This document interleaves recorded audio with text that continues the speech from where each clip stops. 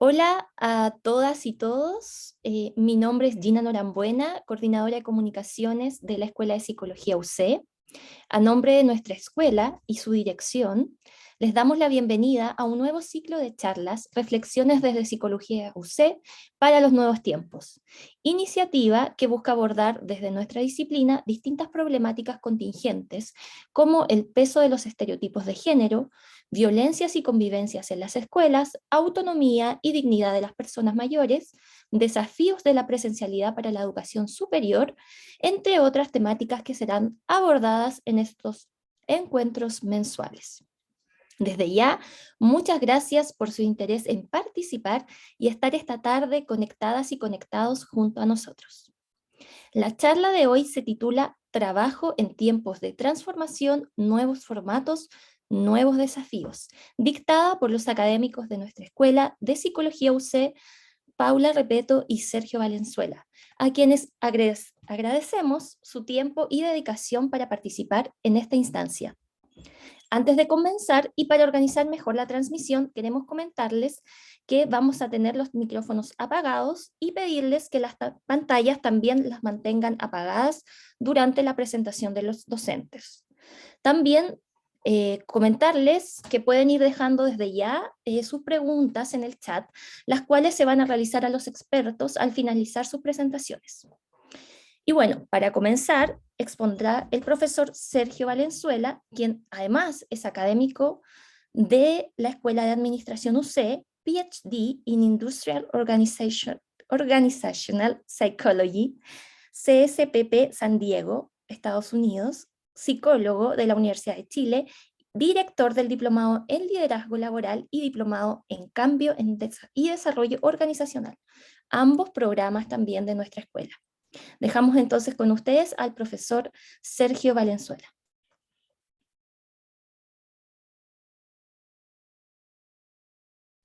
Gracias, Gina, por la presentación. Muy buenas tardes a todos y a todas. Espero que estén muy bien. Bienvenidos y bienvenidas a esta charla.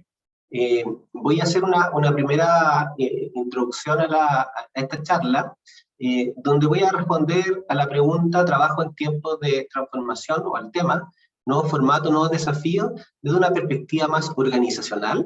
Y luego la profesora Paula Repeto va a hacer una bajada más hacia estrategias individuales.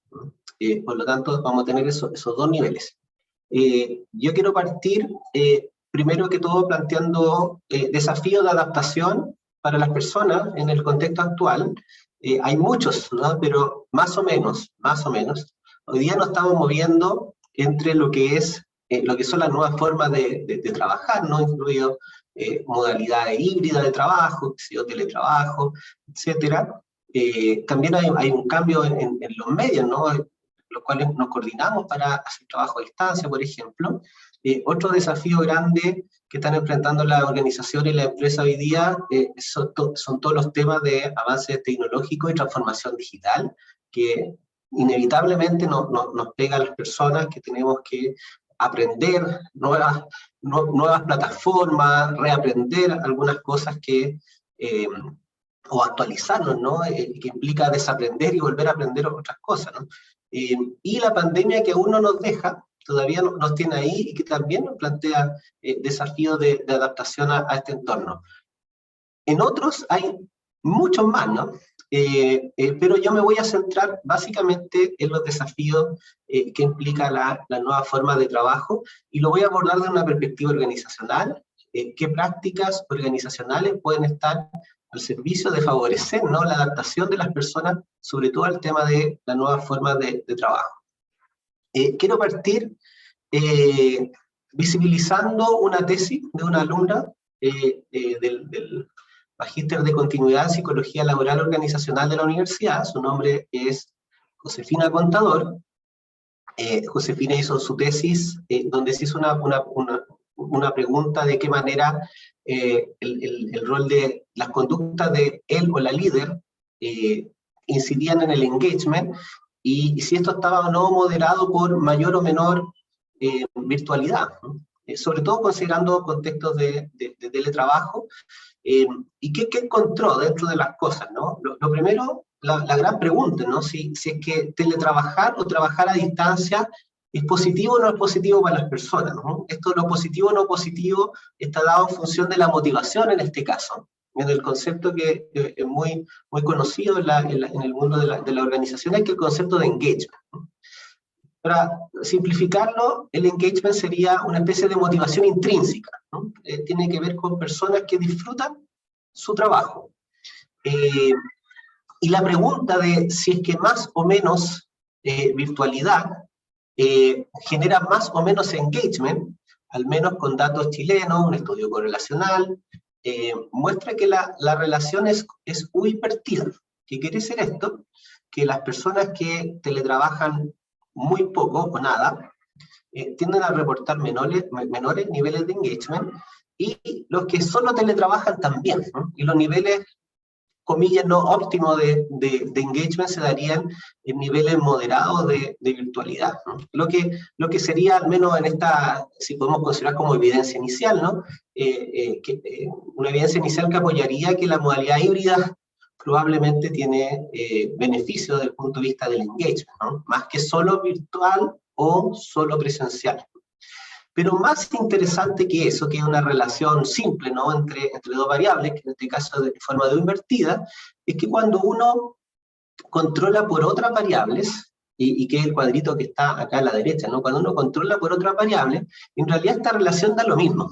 ¿Qué quiere decir que da lo mismo? Que hay otras cosas que son más importantes que eliminan esta correlación entre virtualidad y motivación o engagement. ¿Y cuáles son estas otras variables que eliminan? Acá la lista es amplia, ¿no? Donde dice variable de control, es una lista muy amplia. Yo acá solo hice un zoom de esa tablita de la tesis. Uno son las condiciones en las cuales se desarrolla el teletrabajo, es decir, independiente de que yo trabaje más desde la casa o menos desde la casa en términos de horas o de días, cuando tengo buenas condiciones de trabajo, en realidad mi motivación puede ser muy buena, ¿no? Por lo tanto, ya hay independiente, mi motivación independiente si estoy más en la casa o más presencial, si es que tengo buenas condiciones de teletrabajo en la casa. Entonces, es una variable que es importante y que hay que asegurar, ¿no? Y la segunda tiene que ver con la autodisciplina, ¿no? que ya sería una variable más de las competencias de las personas, ¿no? Si yo soy una persona disciplinada, que se sabe organizar, no quiere decir que el trabajo, que trabaje más horas desde la casa, mi motivación se podría bajar, ¿no? Sino que podría mantenerse alta, porque en realidad es una persona que se organiza, que puede distribuir bien los tiempos y sentirse motivada por lo que hace igual, ¿no? Entonces, ¿qué es lo interesante de esto? Que son dos variables de control, una asociada a condiciones de teletrabajo, ¿no? Que podríamos decir, bueno, las condiciones de teletrabajo en parte tiene que ver con las condiciones de vida de la persona, pero en parte, de acuerdo a la ley del teletrabajo, hay una obligación de parte de la organización, de la empresa, de proveer esas condiciones de trabajo. Y la otra variable ya tiene que ver más conmigo, ¿no? Como de mis competencias, de mis características personales. La parte más individual de estrategia individuales la va a ver la profesora Paula Repeto. Yo me voy a centrar en condiciones laborales que, de acuerdo a esta evidencia, reitero, una tesis hecha en Chile el año pasado, y que es coherente con otra literatura que está revisada en ese mismo trabajo. No es tanto si estoy más virtual o menos virtual, sino que hay otra cosa más importante, como por ejemplo, en qué condiciones estoy teletrabajando y si soy más o menos autodisciplinado, autodisciplinada cuando estoy trabajando virtualmente. Desde el punto de vista organizacional, algunas de estas condiciones en las cuales yo trabajo están reguladas en la ley del teletrabajo, ¿no? Para quienes no la conocen, ¿qué dice la ley del teletrabajo? Las leyes son fome y son aburridas de leer, ¿no? Y hay muchas cosas que uno puede interpretar, pero si nos centramos en las obligaciones del empleador, la empleadora, respecto del teletrabajo, voy a resaltar algunas cosas, ¿no? Uno se debe informar por escrito, dice, acerca de los riesgos que entrañan las labores desde la casa, ¿no? De las medidas preventivas y los medios de trabajo que tiene que utilizar, que son los adecuados que debe utilizar la persona en la casa. Lo otro que dice que previo al inicio de las labores se debe efectuar una capacitación a las personas, ¿no?, acerca de las medidas de seguridad y de salud que deben tener presentes al desempeñar sus labores desde su casa. Yo sé que algunos están pensando, oye, yo estoy teletrabajando y nunca me hicieron nada de esto, pero ese ya es otro tema. Dice proporcionar los equipos, herramientas y materiales para el trabajo a distancia o para el teletrabajo, dice, incluidos los elementos de protección personal. Después dice, asumir los costos de operación, funcionamiento, mantenimiento y reparación de equipos serán siempre de cargo del empleador y el trabajador no puede ser obligado a utilizar elementos de su propiedad. En estricto rigor, yo no debiera usar mi computador personal para hacer cosas de mi trabajo, al menos no estoy obligado a hacerlo, ¿no? Y dice finalmente, las medidas de control deben ser proporcionales y resguardar especialmente el derecho a la intimidad del trabajador y su esfera privada. Acá es donde uno dice, bueno, ¿cuáles son los límites, no? Pero básicamente dice medidas de control proporcionales. Eso es muy interpretable, pero se refiere a de qué manera tengo que monitorear el trabajo de la persona, ¿no? Y acá, por supuesto, usted puede monitorear a la persona que trabaja llamándola cada 5 minutos, fijando reuniones a toda hora del día, como los computadores de la empresa, viendo el registro, a qué hora encendió el computador en la mañana, a qué hora lo apagó el computador, cuáles son las búsquedas que hizo. O sea, usted podría tener un control muy cercano, y a lo mejor eso podría ser no proporcional, ¿no? O podría tener una administración más por objetivo, ¿no? De decir, mira, esta es la meta, esto es lo que tenemos que lograr, estos son los plazos, y hago un check de proceso, ¿no? Para ver si la persona está alineada o va en la dirección correcta, y después al final, ¿no? Pero controlar por objetivo, ¿no? Más que por hora de conectividad. Ahí vemos, o nos ha tocado vivir esos extremos, ¿no? Y por supuesto que también hay muchos otros líderes muchas otras y otros líderes que están más en una situación más intermedia, pero no es menor a propósito de lo que voy a hablar ahora, donde quiero desarrollar más prácticas que pueden realizar las organizaciones para facilitar finalmente la motivación en estos contextos donde las personas a veces están presencialmente, a veces están en sus casas. Para desarrollar esto, les voy a presentar el modelo de recursos de demanda laboral, un modelo muy conocido por las organizaciones, ¿no? muy socializado y difundido por la Fundación Chile, ¿no? Que suele medir el engagement y tener mucha información disponible. Yo algunas de esas cosas gráficos por ahí voy a mostrar. Y este modelo de recursos y demandas laborales tiene dos partes, ¿no? Los recursos, por otro lado, las demandas, ¿no? Vamos a partir por las demandas, porque el primer punto que podría hacer es que todos estos desafíos de adaptación, todas las cosas que estamos enfrentando a propósito de nuevas formas de trabajar, de relacionarnos, en la práctica son demandas, ¿no? Que requieren que nosotros las enfrentemos con los recursos que tenemos, recursos personales y recursos laborales que nos va a proporcionar la organización y la empresa, y lo que me va a permitir tener éxito en el trabajo, ¿no? Las demandas son cualquier aspecto físico, social o organizacional que básicamente me requieren un esfuerzo mental o físico, ¿no? Y por supuesto que derivan en general, si es que son muchas, ¿no? Derivan en cansancio, desgaste y frustración. Por ejemplo, cuando pensamos en los plazos, ¿no? Eso es una demanda, ¿no? Porque me desgasta estar pensando, o requiere un esfuerzo físico apurarme para terminar las cosas, los plazos, y mental también, porque estoy preocupado porque pasa el tiempo y no ha avanzado, etcétera. O la presión de tiempo, ¿no? La carga de trabajo, las políticas organizacionales también pueden ser consideradas demandas, ¿no? Eso por una parte. Entonces, en el mundo, en el trabajo y en la vida, por supuesto, también uno puede hacer una lista de demandas que tiene fuera del trabajo, ¿no? Estas son demandas del trabajo. Sobre la otra demanda va a hablar más la profesora Paula Repeto. Y por el otro lado tenemos recursos, ¿no? Estos recursos, hay recursos laborales, que son los que me facilita la organización, por ejemplo, oportunidades de capacitación, o oportunidades de desarrollar mi carrera, que me deje participar en la toma de decisiones, que me entregue feedback de mi trabajo, que me apoye.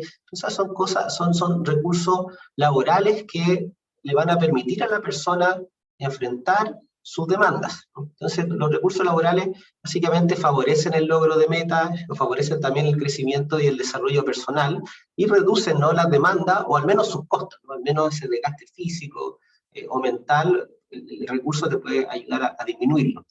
Y además de los recursos laborales propiamente tal, también hay recursos personales, ¿no?, que son características asociadas a las personas. Por ejemplo, tu nivel de autoestima, tu optimismo, tu capacidad de resiliencia, tu autoeficacia, ¿no? Son recursos más personales que también te van a permitir reducir las demandas o sus costos. Ahora, hay algo interesante de un metaanálisis del año 2010, un metaanálisis evidencia más robusta porque recopila todos los estudios que se hicieron la misma pregunta de investigación. ¿Y cuál fue esa pregunta de investigación? ¿Cuál es la relación de las demandas y los recursos, tanto con el engagement? Recuerden, engagement lo estamos entendiendo como una motivación más intrínseca, y el burnout, que es típicamente el estrés laboral, ¿no? El estrés, el burnout es un extremo, ¿no? Un estrés mucho más intenso, no un estrés funcional, ¿no? Un estrés que te perjudica. Y ahí, ¿qué descubren en este metaanálisis? Que hay dos tipos de demandas. Hay unas demandas que afectan el engagement negativamente, por ejemplo, estas que dicen acá, demanda desgastante. A mayor demanda desgastante, menor engagement o menor motivación. Y por supuesto que a mayor demanda, mayor estrés también, ¿no? Eso suena razonable. Pero hay otro grupo de demandas que se les llama demanda desafiante, que tienen un efecto positivo sobre el engagement, ¿no? Y eso ya no es tan de sentido común. Es como, mira, hay ciertas demandas que igual me pueden motivar a las personas, ¿no? Y hay otras demandas que siempre me desmotivan a las personas. Y estas demandas, aun cuando puedan mejorar el engagement o la motivación, igual contribuyen de manera significativa al burnout, ¿no? Es decir, todas las demandas te impactan de alguna u otra manera en tu estrés, en tu burnout, pero hay unas demandas que impactan positivamente el engagement y otras que la impactan negativamente. Por otra parte, los recursos impactan negativamente el burnout, a más recursos, menos estrés, y impactan positivamente el engagement, a más recursos, mayor motivación. Entonces, la pregunta sería, bueno, ¿y cuáles son las demandas desafiantes y cuáles son las demandas desgastantes? Las demandas desgastantes, en general, generan barreras, ¿no? Son factores que, por supuesto, demandan esfuerzo físico y mental, pero que te limitan, ¿no? Te limitan, son obstaculizadores. Limitan el desempeño efectivo en el cargo, la posibilidad de aprender, de crecer, de lograr tus metas. Y algunos ejemplos de eso, por ejemplo, son los conflictos de roles, la ambigüedad en el puesto de trabajo, la burocracia. O sea, esas son demandas que en realidad te agobian, ¿no? Te desgastan y que no tienen ni una ganancia, ni en términos de motivación, ni en términos de estrés, el tener este tipo de demandas. Si lo llevamos al contexto de teletrabajo, ¿no?, y al rol de las y los líderes de equipos, de personas que están ya sea trabajando desde su casa o presencial o modalidad híbrido, el excesivo control, por ejemplo, podría considerarse una demanda desgastante, ¿no? Que te estén a cada rato viendo cosas, llamando, que te llamen o que te contacten fuera del horario laboral, ¿no? O momentos que son inoportunos. Eso podría considerarse como demanda desgastante en tiempos de hoy, ¿no? Por otro lado, las demandas desafiantes también demandan esfuerzo mental y físico, pero representan una oportunidad. ¿Una oportunidad para qué? Para aprender o para demostrar que eres competente. Dicho de otra manera, la demanda desafiante, como lo dice el nombre, no te desafía, ¿no? Te dice, mira, qué interesante, como, esto no es tan aburrido, no es tan monótono, acá hay algo que uno puede ganar. Entonces, genera alguna ganancia o logro a nivel cognitivo o real, ¿no? Si es que tú te asignan un proyecto que es importante, es una demanda, sí, pero si te va bien en un proyecto importante, que es estratégico para la empresa, para la organización, vas a salir muy bien parado de ahí, ¿no? La carga de trabajo, sin duda que una carga excesiva de trabajo, eso no, pero una carga de trabajo no lo suficientemente desafiante, que es difícil, pero es lograble, o cierto nivel de trabajo bajo presión, ¿no? Muchas personas dicen, yo trabajo mejor bajo presión. Las personas que dicen eso porque se desafían bajo presión, ¿no? Tienen esto que tiene un efecto, la demanda tiene un efecto en su motivación, se desafían y lo hacen bien bajo presión, ¿no? O tener responsabilidad, ¿no? Que te digan, mira, hazte cargo de este proyecto. ¿Es una demanda hacerse cargo de un proyecto? Por supuesto que sí. Pero si es un proyecto desafiante, difícil, que te puede permitir crecer en la organización, que te puede permitir demostrar que eres una persona competente, eso te va a afectar positivamente a la motivación, ¿no? ¿Qué sabemos? Más o menos, la Fundación Chile, hasta la información que yo tengo, no hace esta distinción entre demandas desafiantes y demandas desgastantes, ¿no? Es más, trabaja las demandas más desde este lado desgastante, ¿no? Aspectos del trabajo que producen tensión y exigen esfuerzo mental o físico, ¿no? No tanta esa distinción entre demandas que te debieran motivar y demandas que te desmotivan, ¿no? Sí hace la distinción entre recursos del trabajo y recursos personales. Este es uno de los resultados de la encuesta. Ustedes son públicos, ustedes los pueden ver específicamente la Fundación Chile tiene una consultora que se llama Circular RH, donde uno puede encontrar varios estudios de engagement, ¿ya? Son estudios bien interesantes, son de Chile y de Latinoamérica, ¿no? Y hacen sobre distintos temas, ¿no? Transformación digital, engagement. Y estos son los resultados en plena pandemia, ¿no? 2020, ¿cómo estaban estos recursos y demandas laborales en los chilenos en ese entonces? 8.934 personas contestaron esta encuesta, y bueno, lo primero que salta a la vista no había la autopercepción de las personas respecto a sus recursos personales es bastante positiva. No tan positiva es la percepción de los recursos, ¿no? Donde lo que más aparece bajo en promedio, ¿no? Es el coaching del líder o la líder. Qué interesante, porque lo que tenemos más cercana a las personas cuando trabajamos son quienes nos tienen que supervisar, ¿no? Y resulta que el supervisor o supervisora deberá ser un recurso para hacer tu trabajo, y resulta que es lo que las personas evalúan más bajo, ¿no? Y la autonomía aparece como lo mejor evaluado. No digamos que son promedios altos, ¿no? La máxima acá es 5, no son tan altos, pero si uno los compara entre sí, levemente la autonomía. El que la autonomía sea percibida como un recurso es bien interesante, porque la autonomía es base para la motivación intrínseca. Yo me motivo intrínsecamente cuando siento que no estoy obligado a hacer las cosas, que tengo cierto control sobre lo que hago, que puedo decir, por ejemplo, los métodos con los cuales hago mi trabajo, o los tiempos en los cuales lo hago, o el orden de la agenda, ¿no? Que yo pueda tratar de mover ciertas cosas, y eso favorece positivamente la motivación intrínseca, ¿no? Por lo tanto, no es malo que eso sea una de las cosas mejor evaluadas. Y otro tema que también uno diría que es responsabilidad, o parte importante de la responsabilidad está en el líder o la líder, y que fue evaluado más bajo respecto de los otros, es la retroalimentación. Entonces es interesante, como en tiempos en este caso pandemia, pero también en tiempos de modalidad de trabajo, de teletrabajo, ¿no? El coaching del líder o la líder y la retroalimentación son aspectos clave como recursos, ¿no? Son recursos organizacionales que las personas en plena pandemia evaluaron más bajos, ¿no? ¿Qué otras cosas pueden hacer las empresas, las organizaciones para fomentar el engagement?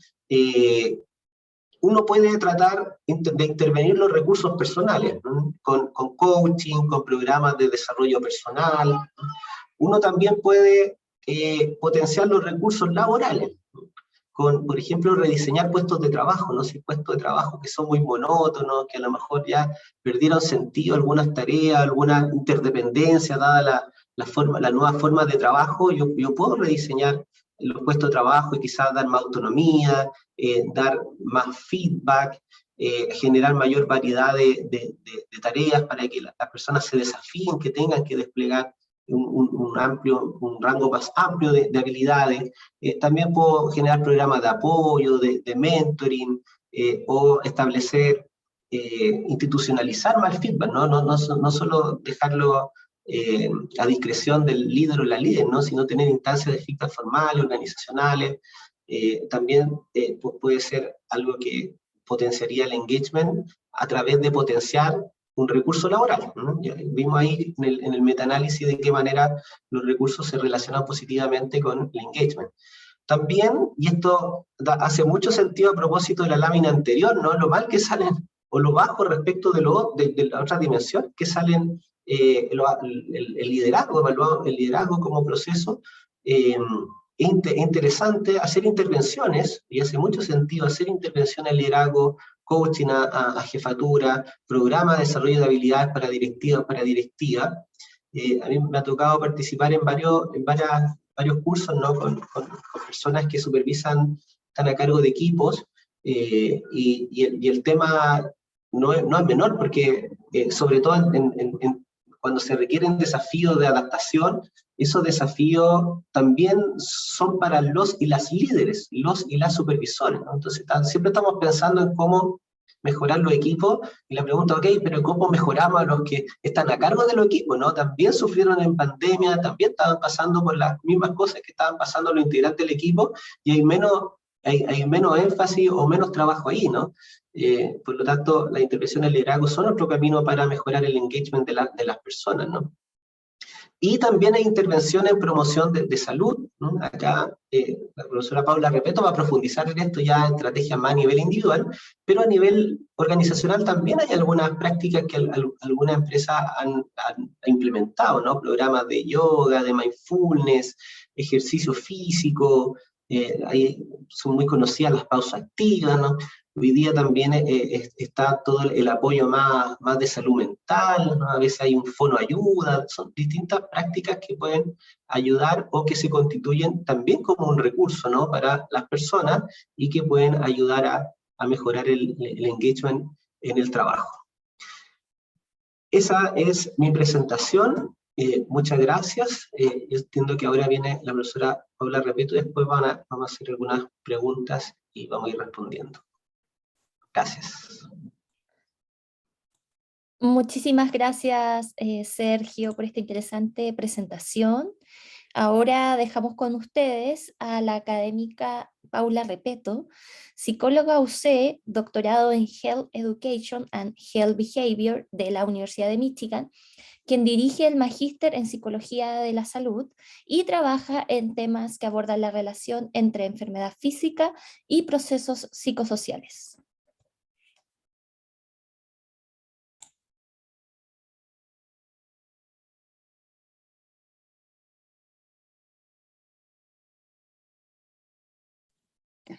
¿Se escucha y se ve bien o no? ¿Se ve? Sí, todo bien. Muchas gracias por estar aquí hoy día tarde, digamos, después del horario laboral. Entonces, se agradece que estén acá en este pequeño seminario. Yo no soy psicóloga laboral, para que ustedes sepan, ni organizacional de origen ni de formación, y yo tengo un abordaje más bien de cómo, un poco en la presentación de Gina, que tiene que ver mucho más cómo también abordamos algunas demandas que tienen las personas en su vida y cómo podemos reducir las consecuencias que tienen en pensando en estrés y en otros contextos. Entonces yo voy a estar mucho más focalizado al contexto más macro y a cosas más micros que se pueden hacer un poco como señalaba Sergio. Y hablar un poco cómo nos afectan las transiciones, los cambios, por qué, qué podemos hacer, un poco alguna herramienta, y voy a cerrar un poquito con salud mental, pensando en que también tenemos que atenuar un poco la alerta que tenemos, porque efectivamente las personas tenemos mucho más recursos, más posibilidades, y que están mucho más a mano que si que calificamos todas las personas que tengan un problema de salud mental. No nos podemos hacer los locos con la pandemia, la vida se ha visto alterada en los 2 últimos años. Una razón es también importante porque no hemos sentido demandados, porque salir de la casa a trabajar, hacer algunas actividades son marcadores que nos ayudan a funcionar en nuestra vida. Estos marcadores son rutinas y que nos ayudan de alguna manera, se asocian con procesos cognitivos y de funcionamiento. Entonces, cuando volvemos a la casa y empezamos a desacelerar o a tranquilizarnos más, tiene que ver por esta rutina que tenemos armada y que se nos desarmó. Y se nos desarmó de distintas maneras y no sabemos por cuánto tiempo más, pero sabemos que esto va a estar, nos va a acompañar, y nos hemos enfrentado a distintas demandas. Y también sabemos que hay harta literatura que demuestra que ha habido alteraciones en los patrones de alimentación. En promedio las personas, la mayoría hemos subido de peso, digamos, porque la actividad física también se ha visto limitada, también de sueño, que también es probablemente uno de los factores más importantes que protege la salud mental, y también de actividad física, entre otros, y también dificultades en salud mental, sobre todo personas que tenían patologías previas, se han visto agravadas, y también patologías físicas. Entonces, en este contexto igual estamos más demandados y más estresados, y hemos tenido que, de alguna manera, adaptarnos rápidamente a muchos cambios y a muchas maneras distintas de funcionar. Y en general lo que nosotros vemos cuando uno está en un proceso más bien de crisis, de demanda, tenemos manifestaciones que son emocionales, que tienen que ver con miedo, ansiedad, tristeza, enojo, impotencia. También tenemos procesos cognitivos, y yo voy a enfatizar al final un poquito los procesos cognitivos porque son probablemente uno de los factores que también hacen que nos sentamos más preocupados y empezamos a tener más manifestaciones psicológicas, que tienen que ver con preocupación, pensamientos intrusivos, que son estas ideas que se nos vienen a la cabeza, mente en blanco, los problemas de concentración que son más comunes sobre todo en el trabajo, y pesadillas, que también hubo un reporte que muestra un aumento importante. Y también tenemos manifestaciones físicas que son cansancio, dolor de cabeza, tensión muscular, taquicardia, que se nos acelera el corazón, etcétera, y también algunos aspectos más bien interpersonales. Tengan ojo que muchos de estos son procesos que son bastante normativos, o sea, nosotros reaccionamos frente a eventos que ocurren en nuestra vida y a demandas. Piensen que muchos de ustedes probablemente tuvieron que ajustarse, hacer teletrabajo, pero además los niños están en la escuela online, entonces tenemos una serie de demandas adicionales que nosotros vamos a reaccionar porque nos producen molestia psicológica, molestia física y molestia en distintas dimensiones de la vida. Entonces son bastante normativas las respuestas, entonces es importante tenerlo presente. Y ahora, bueno, tenemos nuevas demandas, el trabajo presencial, muchos partieron antes y otros, depende de las fechas, el retorno a la escuela y a las instituciones de educación, el retorno a rutinas con algunos cambios. Efectivamente, a pesar de que nosotros podíamos haber tenido una rutina relativamente armada, había cambios en la rutina, cómo nos desplazamos, etcétera, que es importante también hacernos cargo. Nuevas maneras con que trabajamos, un poco de lo que más habló Sergio respecto a cómo realizamos nuestras actividades, para hacer más cosas más bien híbridas. Hay cosas que probablemente son una ganancia, en otras cosas que probablemente queremos que cambien, etcétera. Entonces ha habido harto cambio y tenemos parte también de incertidumbre. Seguimos en pandemia, enfrentamos un escenario cambiante, digamos, y efectivamente podemos encontrarnos con cambios en el camino, y es lo más probable que eso ocurra. Entonces, en este cambio, en este retorno, probablemente nos hemos sentido con una mezcla de emociones importante que en general, un poco también siguiendo la línea que plantea Sergio, nosotros sentimos mezclas de emociones, o sea, desde tener la ansiedad y las ganas de volver a retornar a una especie de pseudo normalidad, hasta también ansiedad, preocupación, etcétera, que son emociones que probablemente las vivimos de manera mezclada, digamos, y de manera probablemente cambiante a lo largo del tiempo. Entonces, en general, es importante que en esto tengamos claro que estas emociones que sintamos son siempre unas buenas claves, no son necesariamente señales de alerta, no es necesario verlo de manera negativa, pero sí nos están diciendo que algo nos está pasando, si estoy preocupado, si estoy ansioso, etcétera, y que me permite también reconocer que el retorno tampoco es fácil, digamos, y estos cambios también requieren algunos ajustes y procesos adaptativos. Ahora, ¿por qué no yo a tomar un modelo súper clásico de estrés? Hay otros modelos que son bien interesantes, que tienen que ver con la conservación de recursos, que en realidad nosotros tendemos a tratar de mantener nuestros recursos. Mucha de nuestra energía está orientada muchas veces a no perder los recursos y no tener recursos nuevos, y los recursos pueden ser económicos, sociales, personales, etcétera, de distintos ámbitos.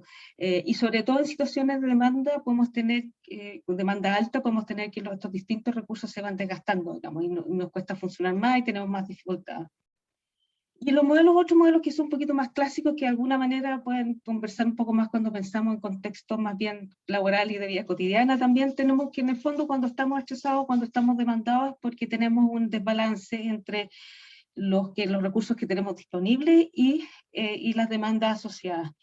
Y en general la gente lo relata como me siento sobrepasado, no sé cómo responder a lo que me piden, lo que está pasando, etcétera, y eso es una señal que de alguna manera me indica que probablemente estoy sobrepasado al respecto, estoy más demandado.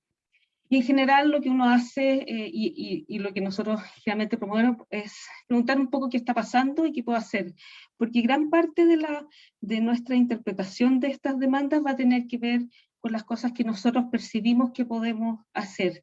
Y por lo tanto, si yo frente a una demanda, y puede ser una demanda desafiante o de otro tipo, si yo siento que puedo hacer algo para abordarlo, aunque sea, que sea mínimamente efectiva, eso produce una percepción de esta demanda como menor, porque tiene un proceso cognitivo, pero además nos sentimos mucho más satisfechos porque nos sentimos más competentes, lo cual hace que probablemente vamos a empezar a enfrentar otras demandas de mejor manera.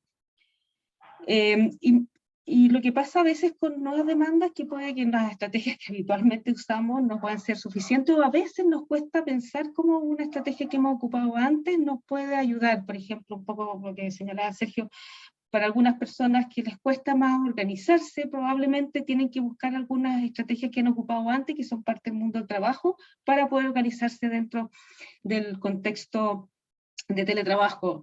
Por ejemplo, desde asegurarse que tiene todas las cosas disponibles, no tiene que pararse 30.000 veces porque va a buscar café, etc. Entonces hay algunas estrategias que uno ocupa que son del contexto laboral que uno los puede llevar a otros contextos. Y también, lo que también la literatura muestra es que debemos ser también flexibles. En ocasiones nosotros intentamos resolver los problemas de la misma manera, las mismas demandas, y eso hace muchas veces que no nos golpeemos con la misma puerta o con el mismo problema y no lo resolvamos. Entonces muchas veces tenemos el que pasa nos permite un poquito tomar distancia y también distancia respecto a qué puedo hacer, y a veces tenemos más limitaciones para hacer algunas cosas.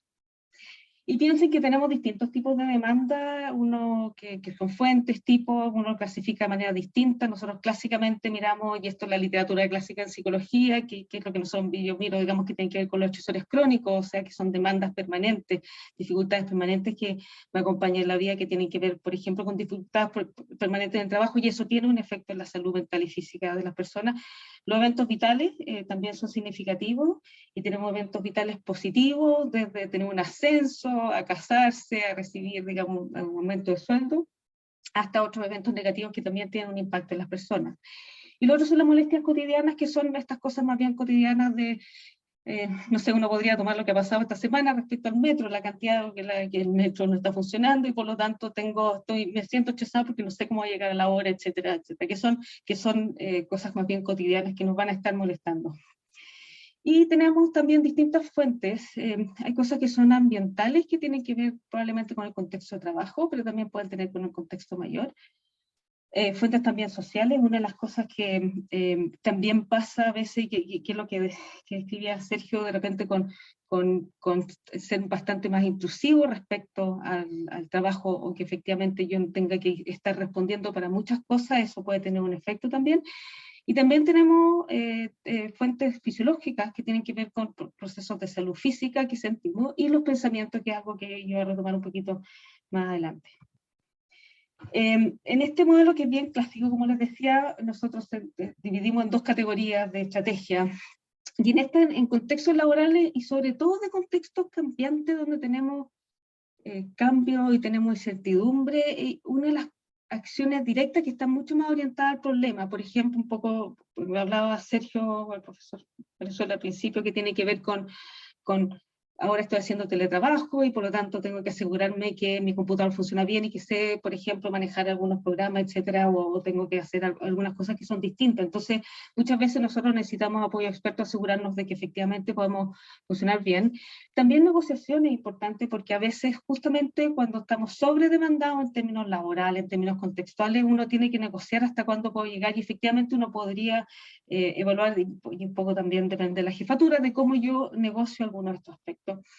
Y lo otro, la organización del tiempo. La planificación es esencial. Una de las cosas que nosotros hacemos poco es planificar, y a veces planificamos pensando en grande. En contextos de crisis, o como cuando estamos más demandados, las planificaciones a veces son más bien prácticas y nos alivian. Por ejemplo, una de las cosas que a nosotros nos pasó cuando volvimos a trabajo presencial a la universidad, es como que hubo cambio importante en los servicios de alimentación, porque algunos quebraron, otros no querían volver, etc.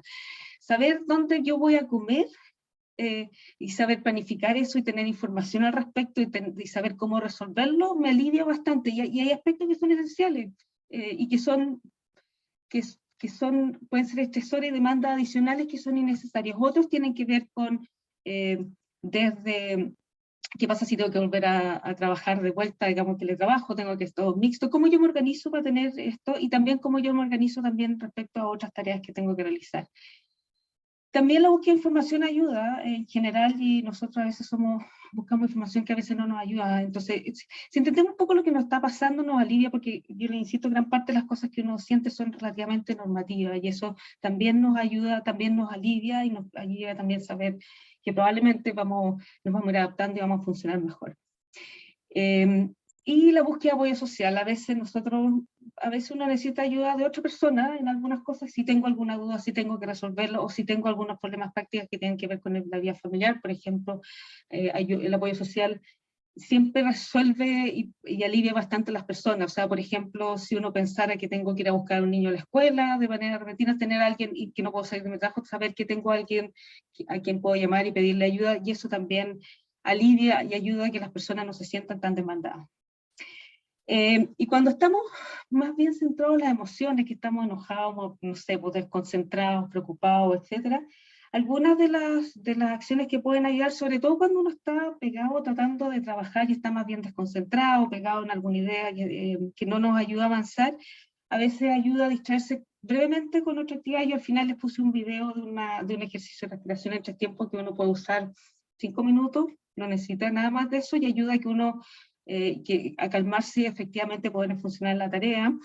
Y hay otras actividades que nosotros hacemos que tienen que ver con actividades que son acciones más bien de conciencia corporal, que son de corto uso, digamos, que efectivamente lo que hacen es que la persona, por ejemplo, apriete los puños varias veces y se concentre en mirar eso, y requiere un par de minutos, o tener estrategias, por ejemplo, de conciencia corporal, poniendo atención donde están mis pies en el piso.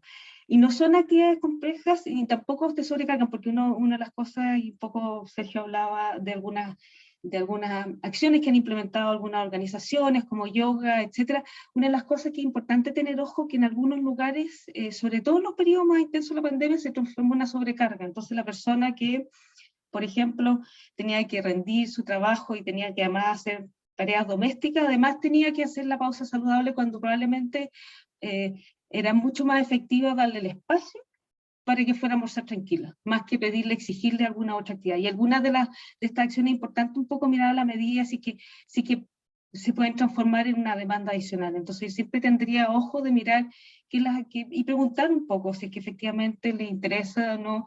Algunas de estas herramientas pueden ser bien prácticas y la persona la puede ocupar de manera cotidiana. Esto de respirar, pues no necesitamos hacerlo con otros si aprendemos a respirar bien, o hacer el ejercicio, seguimos la secuencia, o también hacer estas actividades que no requieren tampoco tanta complejidad. Y a veces salir a caminar, que también puede ayudarte a cambiar un poco y ya reactivarse. Y también a veces tenemos que cambiar un poco la interpretación, por ejemplo, resignificar, estoy en esta situación estresante, pero probablemente en un tiempo más esto va a terminar, o vamos a hacer alguna cosa distinta, etcétera, y de alguna manera uno resignifica los eventos. Y una de las cosas que nosotros promovemos harto es escribir. Escribir tiene varios efectos, digamos. Uno, porque permite de alguna manera poner en papel lo que uno está sintiendo, pero además si uno lo hace bastante orientado, digamos, hacia describir cuáles son las dificultades que he tenido, cómo le ha abordado uno en el tiempo, de partida puede reconocer algunas estrategias que le han servido, pero por otro lado también porque podemos notar cómo hemos ido evolucionando, y probablemente estábamos más complicados, más preocupados, más ansiosos, pero en el tiempo esto ha ido cambiando. Y recoger una de las cosas que a veces nos cuesta pensar en alguna estrategia que nos ha servido y tenerla registrada de ayuda. En general, bueno, identificar cómo uno se siente, cuál es el problema que está enfrentando, ponerle nombre permite también abordarlo, evaluar qué puedo hacer y qué es lo que no puedo hacer también. Reforzar las conductas que me ayuden. Y por eso les digo, de repente estas estrategias de respiración, para algunas personas la producen más ansiedad, pero al grounding sí les funcionan. Entonces veo qué cosas me ayudan y puedo volver a ocuparlo. Y también cómo me está afectando, o sea, si es que efectivamente no estoy funcionando bien, si necesito ayuda, etc.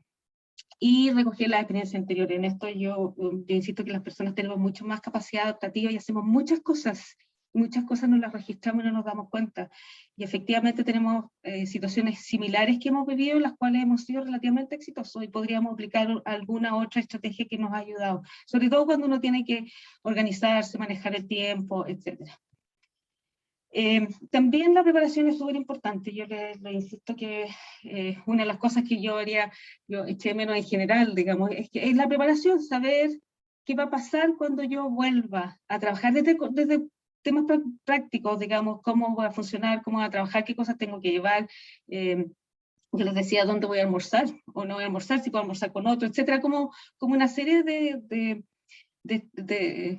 tener algún conocimiento y también alguna estrategia ya a priori antes de comenzar para volver a trabajar.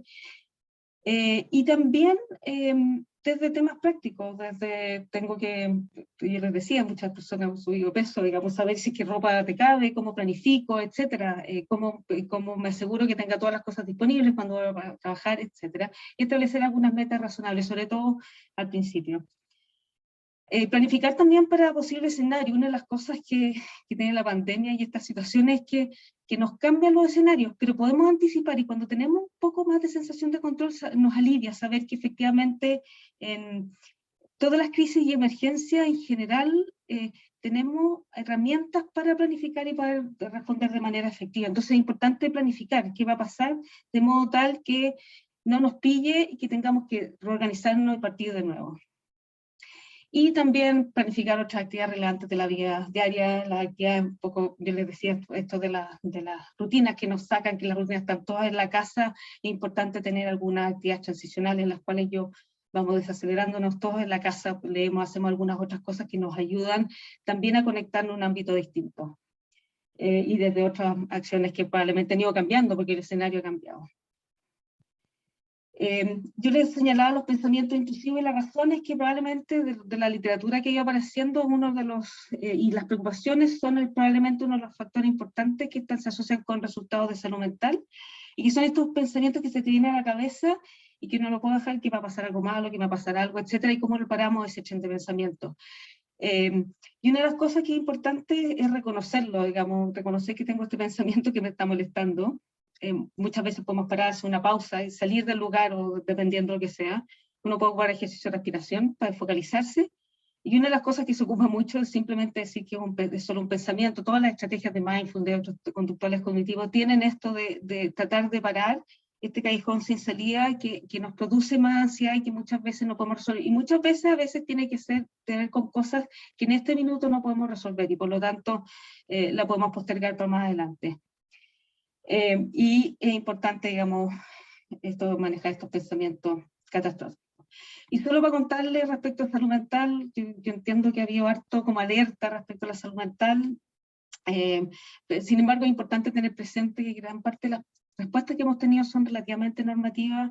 En general, si uno mira la literatura sobre crisis, emergencia, no sé, pensando en terremotos, tsunami, etcétera, o inclusive en la caída de las Torres Gemelas, toda la literatura muestra que las personas tenemos patrones de recuperación y que están bastante bien descritos en la literatura, porque muchas de nuestras respuestas, de lo que sentimos, tiene que ver con que estamos pasando por una crisis, una situación de crisis que nos demanda, etcétera, pero uno ve en el tiempo que las personas se recuperan, tienen recursos en su entorno, tienen apoyo social, pero también tienen capacidad de volver a recuperarse. Y las personas necesitamos muchas veces ajustarnos, digamos, pasar por este periodo que es más bien de adaptación. Entonces, es importante distinguir que muchas de las cosas que nos pasan son respuestas normativas. No significa que hay que minimizarlo, que no está angustiado o preocupado, pero es algo que es normal que nos ocurra, o que estemos más desconcentrados, que nos cueste producir un poquito más. Entonces necesitamos estar atentos y buscar otras estrategias que nos pueden ayudar, pero focalizarlo en eso y no tipificarlo inmediatamente como problema de salud mental, porque si no tenemos un recorrido que es distinto. Toda la literatura muestra que la mayoría de las personas se recupera y funciona bien, y también un poco separar qué es esperable o no esperable. Uno de los indicadores más importantes, y probablemente lo que destaca también la OMS, el funcionamiento. Si uno efectivamente no puede funcionar en la vida, ese es un indicador de problemas de salud mental. O sea, la salud mental requiere que nosotros funcionemos, seamos relativamente productivos, y en algunos escenarios vamos a tener algunas dificultades, pero si es que efectivamente no podemos funcionar, tenemos muchas dificultades, estamos muy interferidos, eso probablemente requiere más ayuda. Yo solo les voy a mostrar unos resultados que salieron hace poco, que están en proceso, que están recién publicados, que es un estudio que se hizo un poco pensando también en esto, que se hizo en China con una muestra de casi 400 personas, y lo que se hizo fue un estudio de seguimiento de sintomatología psicológica. Este es depresión y este es el punto de corte para decir que alguien tiene en realidad sintomatologías que son severos.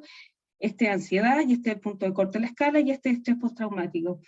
Y lo que hicieron fue medirlo en el tiempo y estuvieron desde el confinamiento en adelante. Y lo que uno ve y lo que nosotros encontramos en nuestra literatura es que en depresión la mayoría de la gente anda bien. Hay un grupo, que es un 8% que tiene dificultades y probablemente son ese grupo que tenemos que identificar y ayudar y que tiene niveles de sintomatología alta. Y tenemos un grupo que se recupera rápidamente con el tiempo. Con estrés postraumático encontramos también los mismos patrones. Además, con estrés postraumático sabemos que no los diagnosticamos, tiene que pasar un tiempo. Muchos de eventos traumáticos que podemos vivir efectivamente uno tiene manifestaciones psicológicas que duran por un periodo de tiempo, pero después dejan de estar presentes. Y aquí también encontramos un patrón parecido. Tenemos que partimos más con alguna sintomatología, pero vamos mejorando, y tenemos este grupo que se mantiene en el tiempo. Y lo único más desordenado es la ansiedad, que esto es bien interesante, y es interesante porque hay harta literatura que muestra que hay una relación entre enfermedades respiratorias y ansiedad. Por ejemplo, es mucho más probable encontrar un trastorno ansioso con una persona que tiene asma, o un trastorno de pánico, alguien que tiene asma o otra enfermedad respiratoria, versus una persona con hipertensión, que es lo más probable que tenga depresión. Y una de las razones probablemente que hay procesos fisiológicos que son similares, y en esto tenemos probablemente más personas que están afectadas y por lo tanto que tienen que ver con estas preocupaciones que necesitamos ir abordando y respondiendo para que efectivamente podamos funcionar mejor en el tiempo. Pero si uno ve, bueno, tenemos un grupo que se mantiene bien, uno que se recupera rápidamente, y tenemos uno que está todavía en proceso, digamos, y efectivamente es lo más probable que requieran estrategias de distinto tipo para manejar la ansiedad, que no es lo mismo para manejar la depresión y otros trastornos. Y esto simplemente es para señalarle algunos factores que son comunes. Arriba están lo que son los factores que de alguna manera determinan la resiliencia, o sea, que las personas funcionen bien. Y la cronicidad, que son estos grupos que se mantienen en el tiempo y que tienen más dificultades para funcionar. Y este es lo que tiene que ver con depresión y ansiedad y estrés postraumático. No lo pusieron porque efectivamente uno diagnostica de forma posterior. Pero uno de los elementos más comunes tienen que ver con estas preocupaciones, que tienen que ver con los pensamientos intrusivos. Una de las cosas que necesitamos aprender a manejar es a parar este tren de pensamiento que muchas veces nos hace que sigamos estando ansiosos, y en general algunas estrategias de distracción, de respiración o que nos saque ayudan a que las personas paremos. Eso, muchas gracias. Ahora sí vamos.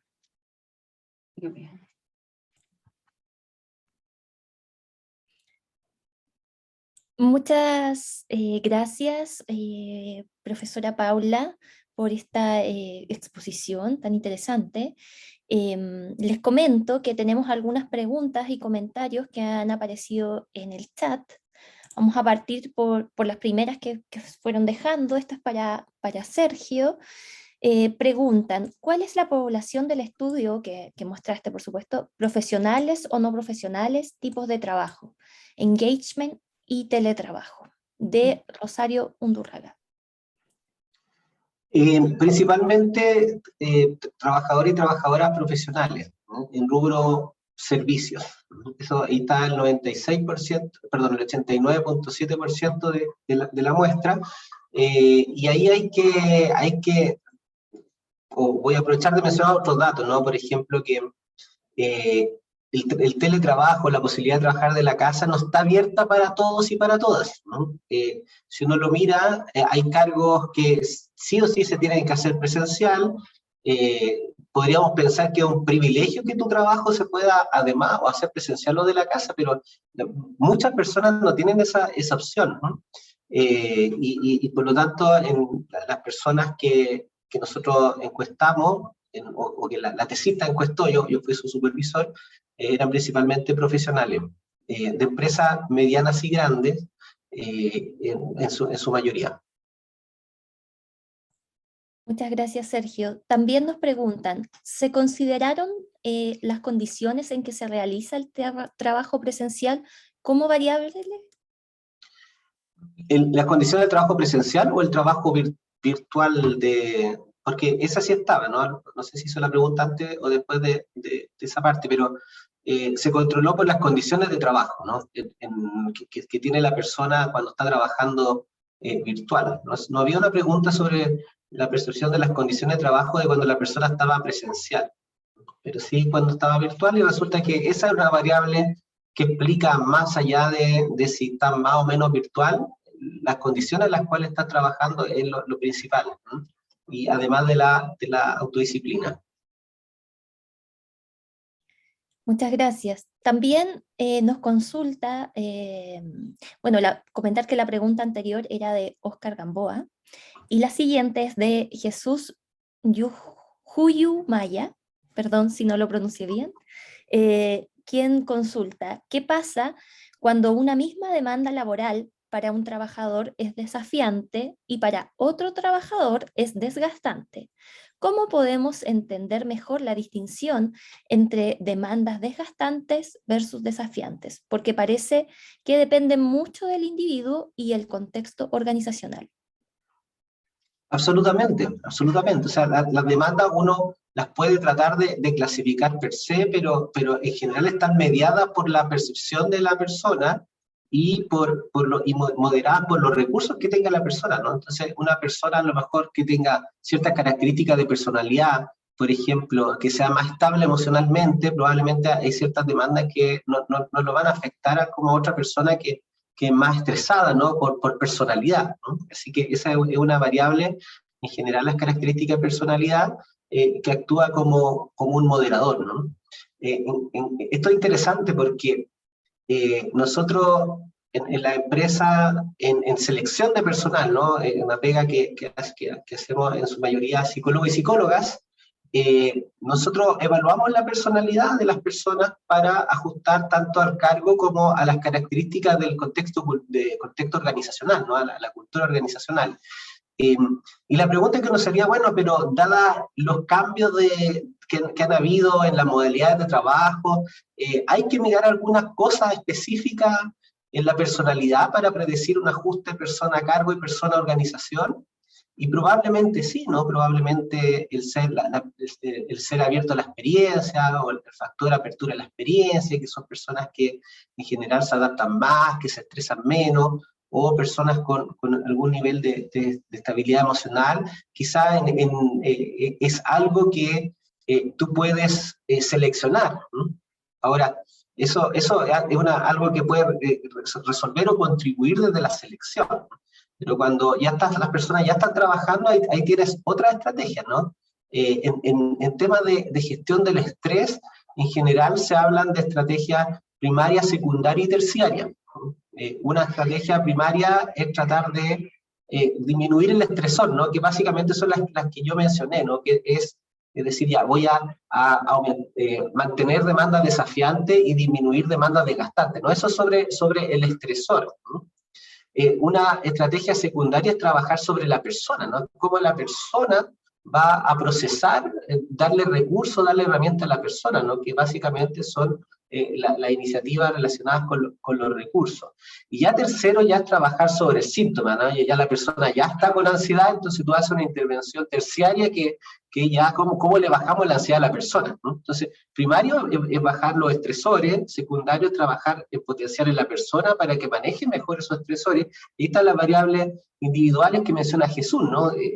Donde una de esas es las competencias que tenga la persona, sus características de personalidad que van a hacer que a lo mejor perciba una demanda más agobiante o más desgastante que desafiante, ¿no? Eso cada persona puede tener distinta tolerancia, ¿no? O sensibilidad con esa demanda, pero también uno ya, que no es lo mejor, pero hay que hacerlo, ¿no? Ya ir a las consecuencias, ¿no? A gestionar las consecuencias, cómo bajamos la ansiedad de las personas que ya se nos estresaron. Muchas gracias, Sergio. Continuando con las preguntas, tenemos una de Antonia Martínez, quizás esta puede ser para cualquiera de los dos, ¿Qué consulta? ¿Cómo nos enfrentamos a estas dificultades cuando no tenemos apoyo de nuestro empleador o nos sentimos poco valorados? Porque no todo depende de uno mismo y terminas desgastado. No sé cuál de los dos quiere responder. Voy a responder cortito, pero me gustaría también que Paula responda. Hay un concepto que no lo incluí en la presentación, que podría ser una forma de hacerlo, ¿no? Que se llama job crafting, ¿no? Job crafting. Voy a escribirlo ahí en el chat, job crafting. Y el job crafting son acciones que tú puedes tomar como individuo, ¿no? Como persona, para transformar tu puesto de trabajo. Algunos lo encuentran como medio patúas, como mucha, la empresa, la organización que debiera tratar de apoyarte, de que tú salgas adelante, no hace su pega, entonces tú tienes que hacer la pega de la organización mediante job crafting, que es como reelaborar tu puesto de trabajo, y eso incluye ir a negociar, ¿no? Ir a conversar, ¿cierto? Poner ciertos temas sobre la mesa, ¿no? Pero que eso podría ser como una primera acción, ¿no? Tratar de tú misma transformar tu entorno, ¿no? Tratar de coordinarte con personas para facilitar el trabajo, tratar de plantear ciertas cosas que no están siendo bien, que no están resultando bien, ¿no? Ahora, claro, si tú ves que hay un portazo y que eso no va a cambiar, y ahí uno puede tomar otras decisiones, ¿no? Y preguntarse si es el lugar donde quiero estar, ¿no? Si es el lugar que me va a permitir desarrollarme. O sea, yo creo que nadie podría estar mucho tiempo en un lugar donde no se siente valorado o valorada, ¿no? Eso es algo que las personas buscamos, ¿no? Que se nos reconozca, que sentir que nosotros aportamos a la organización, que agregamos valor, que somos útiles, y también buscamos nosotros desarrollarnos, sentirnos bien, generar relaciones sociales satisfactorias, ¿no? Con nuestros supervisores, supervisoras, con nuestros compañeros y compañeras de trabajo, ¿no? Si ese no es el lugar que me provee eso, entonces quizás no es el lugar para mí, ¿no?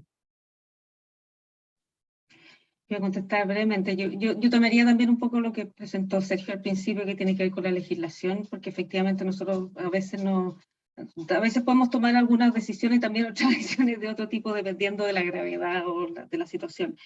Pero una de las cosas que también señala Sergio, que yo por eso un poco hago esta distinción que puedo hacer, porque a veces piensen que en este contexto estamos todos con la nube en la cabeza, nuestra jefatura también tiene una nube en la cabeza. Cuando uno tiene una nube y está abrumado no ve muy bien. Y a veces uno puede ser propositivo, tener algunas estrategias que se le ocurran o tratar de negociar.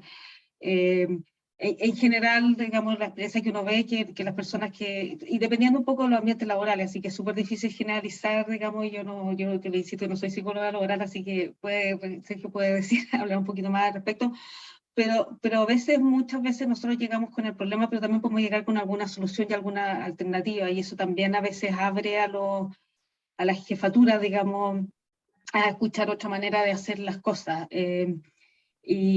Pero claro, efectivamente un poco uno puede tener una cosa que sea más bien crónica, digamos, de los datos que yo vi algún minuto de la H, era básicamente la empresa que tenían problemas antes, lo único que hicieron fue agudizar los problemas durante la pandemia, y que lo que hacían Regio antes lo hicieron fantástico igual. Entonces probablemente si uno tiene algo previo, probablemente no va a cambiar con la pandemia, es menos probable que cambie, digamos, porque las dificultades vienen de antes. No sé si respondemos. Muchas gracias, Paula. Mira, y para profundizar un poco en esto, porque va como por la misma lista, Rosario Undurraga pregunta, comenta y pregunta. Ella dice: la mayoría de lo expuesto aborda recursos y agencia individual frente a la pandemia y demandas estresoras.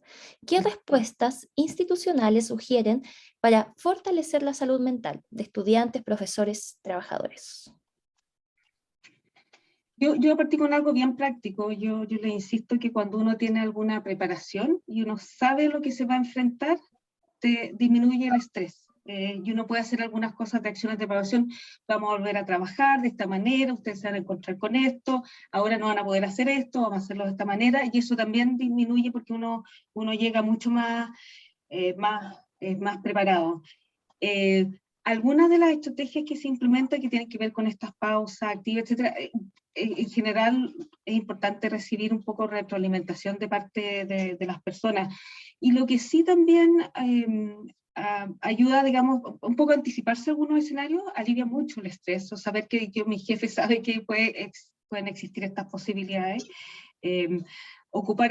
Enseñar algunas estrategias, la gente las puede ocupar sentado en su oficina, no necesitamos hacer grandes cosas. Y lo otro también uno ir monitoreando, porque probablemente ustedes tienen algunas personas que ustedes se pueden ir dando cuenta que tienen más dificultad, y esto tenemos señales de alerta sobre quiénes intervenir, pero también no calificar todo como problemas mentales o trastornos mentales. Hay sintomatología que es súper normativa y que efectivamente a la gente le cuesta ajustarse, estamos teniendo esta dificultad, entonces cómo vamos abordándolo.